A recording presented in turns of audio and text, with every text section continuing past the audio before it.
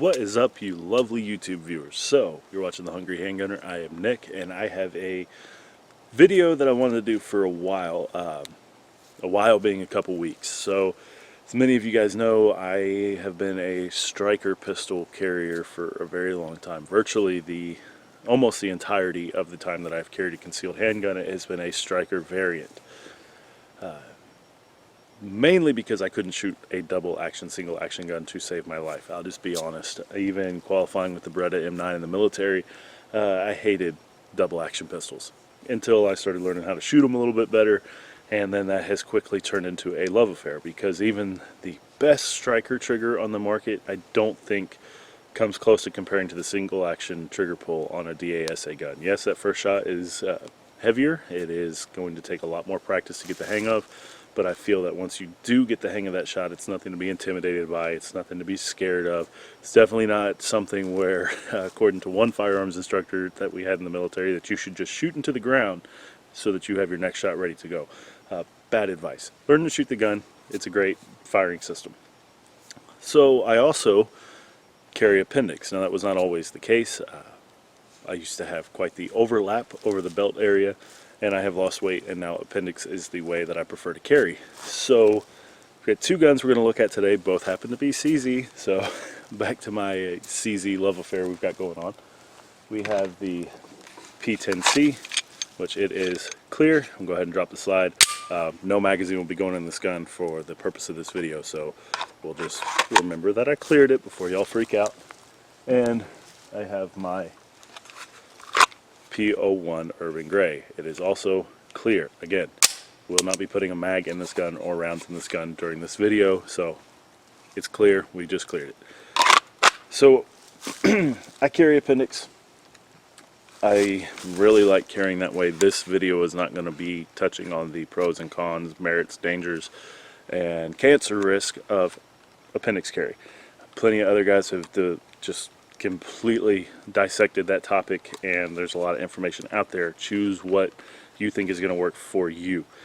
So both of these holsters are Lucky Coyote G-code tuckable inside the waistband holster. So tuckable just means that the clip sticks off a little bit. You can tuck a shirt in around it. So for people like me that typically dress like slumlords and then occasionally we look somewhat presentable, I like these holsters. I've got a review on the Lucky Coyote holsters. I can never remember what side it's on, but I'll put the little card thingy so you guys can check those out. So second Lucky Coyote holster in a very sexy Cryptek pattern on both of them with Appendix carry. Best course of action to put your gun on, and we'll just use this one for this part, is you get your gun ready to go. You've got your round chambered, because carrying without one chambered is stupid in my opinion.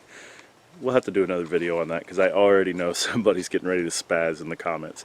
So you get your gun, condition one in the chamber, mag inserted, put it in the holster, and you put the holster in your waistband, and you go about your business. Now ideally the gun should never leave the holster during the course of your day, and there you go. The trigger is completely covered by the holster, nothing's going to pull it, the gun stays where it's supposed to be. You've had a good day, you go home, you take the whole assembly out, and you're good to go. Now that's great for day-to-day life, but when you are out at the range and you're working on live fire, practicing your draw, and you're reholstering a firearm is one of the most dangerous administrative actions you can do with a gun. If you didn't know that, the act of putting the gun back in the holster, a loaded firearm back in the holster, is inherently dangerous. So that is where there is a lot of potential for something to go wrong. You have that nice little appendage in there that we call the trigger. When that gets pulled, the gun goes bang, or it should. Especially if it's your carry gun, you want it to be reliable. So trigger gets pulled, gun goes bang. We following? If something gets in your holster and pulls that trigger while you're holstering the gun, no matter where you're carrying the gun, that's going to be a very bad time. At a minimum, you're probably going to need to change your pants.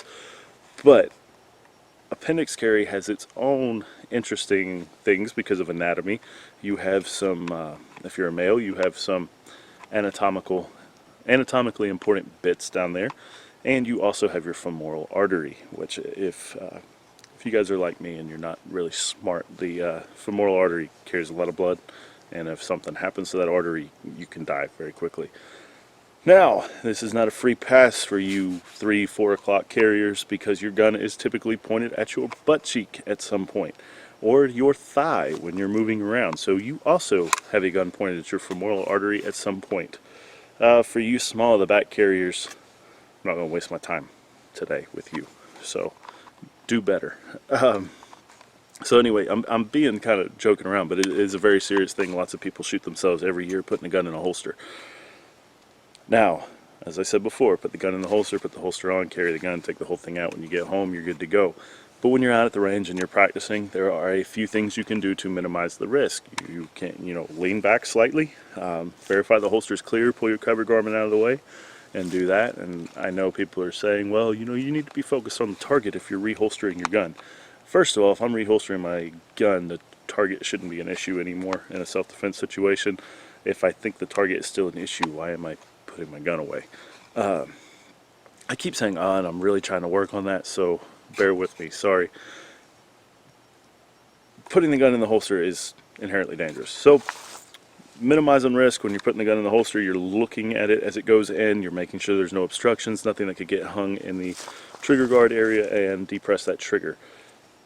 Now with a striker fired gun like this P10C, your Glocks, your M&Ps, there's nothing you can do on the back of here from the factory to tell if that trigger is being depressed. There is a striker control device they make for Glocks that if the trigger starts to get pulled and it activates the striker, there's a little hinged plate that will start to move, and by placing your thumb on top of it, you can stop that striker's movement and prevent a negligent discharge that way. They do not come stock on Glocks, but you can get them. But for guns like the P10C and M&Ps and virtually anything other than a Glock, I'm not aware of any aftermarket options for that. So prevention and just staying hyper vigilant on the range is literally your only defense with a striker fired gun in the appendix carry position. Which brings me to the PO1, or double action, single action guns. Got a nifty little hammer there. Hammer's cool, so that's what it has to do to fire. You guys see the hammer? It has to come back and then release.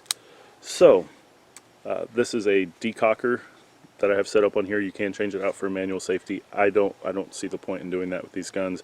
I think that they are perfectly fine the way they are with a double action first shot, single action subsequent shots.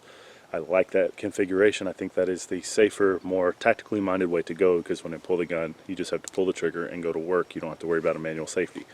So anyways, hammer is down, gun is loaded, you're at the range, you're practicing, you're still visually confirming that your holster is clear of any foreign materials and making sure that the gun goes in without a hitch. But as you're holstering, you can very easily place your thumb on top of that hammer. If the trigger gets snagged and starts to get pulled, not only is the trigger pull much heavier on the double action guns for that first shot, you will feel that hammer start to move. So based on my predictions here, and I haven't actually had this happen yet, and hope I never do, because if I'm staying vigilant, it wouldn't. As I'm placing the gun in the holster, I would feel quite a bit of resistance for it to even begin moving that hammer because of the weight of that double action trigger pull. But if something did happen, I can get in the habit of placing my thumb on top of that hammer while I'm holstering it, and it's just a final fail-safe. I'm not trying to tell you that carrying striker-fired guns appendix is unsafe.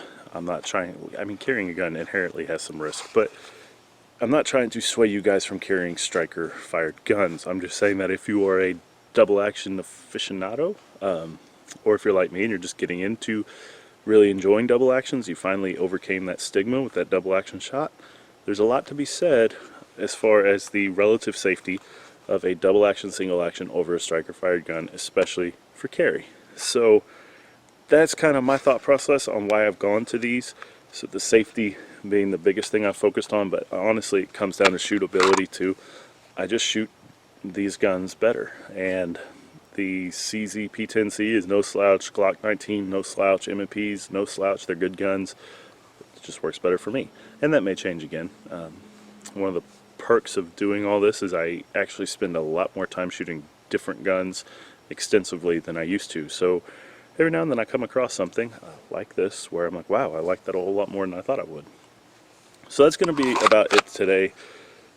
Just make sure that when you are going about your day-to-day life, you're not doing any unnecessary administrative handling of the gun, no playing around with it, chambering around, not chambering around.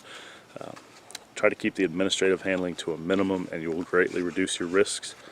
And if you are out at the range and you are practicing your live fire drills from the holster, which I think you should, especially if you have access to a range that allows it. I know I'm kind of spoiled here. Just be super vigilant. Don't get complacent out there, guys. It would be such a stupid thing to spend all this time and effort training to defend your life only to be the greatest risk to it. And stay vigilant. Keep your mind present on what you're doing. If you have too much other stuff on your mind, maybe it's a good idea to take a day, decompress, come back another day when you can focus on the task at hand. So that's going to be about it today for the PSA. I hope you guys stay safe. Have a good night. It's getting chilly. I'm probably going to go back inside, and I will see you next time. Thank you guys so much for watching.